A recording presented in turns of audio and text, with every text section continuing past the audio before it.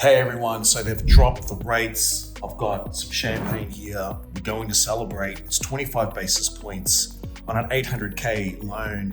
We're talking 100, 150 bucks a month, but this makes a really big difference. However, the flip side to it is that it's going to spark more interest from buyers and property investors to buy more property, especially in the affordable end of the market. I'm talking property 800K, 900K and below, depending on what capital city you're buying in. So it's actually going to spark a price increase, making property monthly on the monthly repayment not any more affordable than what it is today. But the big winners are going to be those that already have a mortgage. Okay, they're going to love this. Of course, if you're retired and you're living off fixed interests, rates cutting is not good for you, because the lower the rates go, the less yield and less growth that you do have. So lower rates aren't good for everyone. But for those people that have a mortgage, young families starting out, young couples starting out, young singles that have their first property, many people in the middle of, raising a young family with a really big mortgage,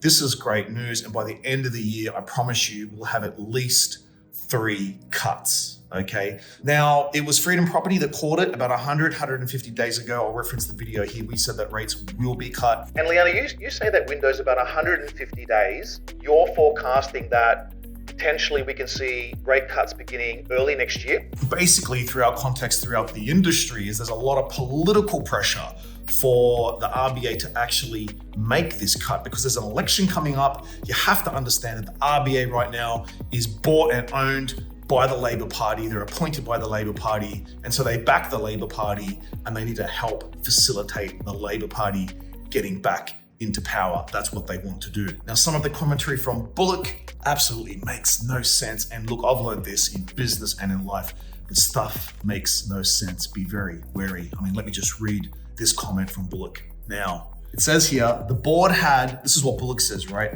The board had an active debate on the arguments on both sides of this. This is her referring to keeping rates where they are, raising them, which is not going to happen, keeping them where they are, or dropping the rates. The board had an active debate on the arguments on both sides on this, but in the end came to the view the better decision was to ease a little bit of the restrictiveness, still maintain some restrictiveness, but ease a little bit of restrictiveness in recognition we're making progress towards our goal. What the hell does that even mean? I have no idea. Basically, guys, they've dropped the rates. There wasn't really a good case to drop the rates. There's not a good economic case to drop the rates. If you're a strict economist and you're looking at repairing the economy, these rates should not have dropped. But we called that they would drop because a number of factors, not just economically where we are. Now, don't hate on me, because I know a lot of people are hurting because of these rates. I'm glad that they have cut, but from a strict economic point of view, they should not have been cut. Now, what does this mean for the property market? Well,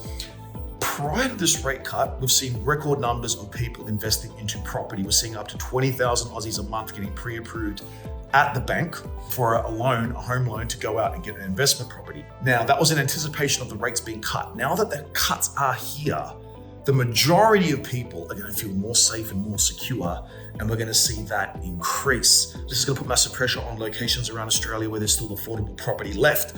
Where are these affordable properties located? Well, guys, they're in Perth, they're in Brisbane. Probably the biggest opportunity for the most capital growth in the next 10 years is Victoria and Melbourne, because that market has seen no growth. In fact, it's gone negative in the last couple of years. So we're going to see lots of growth there. And a warning, guys, if you've got a budget right now of 700 to 800K for property, by the end of the year, you might be priced out of the market forever. So start looking to make some moves. So the interesting thing, rates are coming down to stimulate the economy, but employment is still strong. It's so easy to get a job. It's so easy to hold on to a job. It's so easy to be a bludger and bludge at work and keep your job, because there's just not a lot of other options out there for employers. So the bludgers are loving it. Productivity in this country is at an all-time low. It sounds good and it feels good, but in the long term, it's going to come back to really bite the economy hard if we don't improve productivity. Poor productivity will ultimately lead to more inflation in the future. So what does this mean? Rates being cut means the cost of debt is starting to come down, and debt as a vehicle to improve your wealth and create more wealth is going to become even more powerful, because remember, guys, the key thing about debt, what people forget about debt, is when you take on, say, $1 million of debt today, the value of that debt is eroding year to year. So let's say, for example, inflation is 2% or 3%. Now, they say 2%, 3%, if it's running at that, but in reality, it's probably running at 5 to 7% because they measure it differently. They play around with all the numbers to make it look better. So actually, your $1 million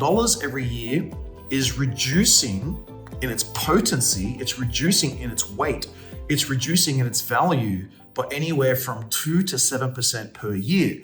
So this is why anyone that had a mortgage 10 years ago for 500 grand, the mortgage today at 500 grand, the repayment doesn't feel as burdensome and as hard as it did 10 years ago because your wages have grown so much by then. If you took out a mortgage 15 years ago, 20 years ago, the mortgage doesn't feel as potent as it is. And this is the key, guys. Don't be afraid of debt.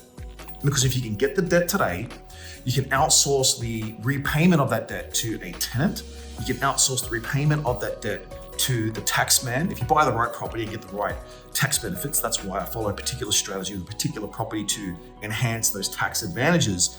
And if you do that and pick a property in a growth location, well, not only are you going to get capital growth on the value of the property, but you're going to get the reduction in the value of that debt. So, if I could get $1 billion worth of debt today, I would take it. I wouldn't be afraid of taking it because you can leverage that debt to create a mega fortune. So, that's a bit of an absurd, example, but just to illustrate the point. If you can go to the bank today and get $1 million to buy a residential property, why would you not do that? You would absolutely do that. And if you've got the right strategies and understand, you'll know there's very little, in fact, I would say in many cases, zero risk of actually taking on that debt to improve your wealth position, okay? So guys, enjoy the rate cuts. The cycle is here. We'll have 3 this year. We're going to see affordable properties grow. I think that mainly the reason why we had the rate cut now in February was political reasons, not so much economic reasons. So enjoy those rate cut, guys. And definitely this year, it's going to get a little bit easier for people with mortgages, but it is going to get a lot harder for people to buy property in the affordable end of the market because those property prices will grow. Take care, guys.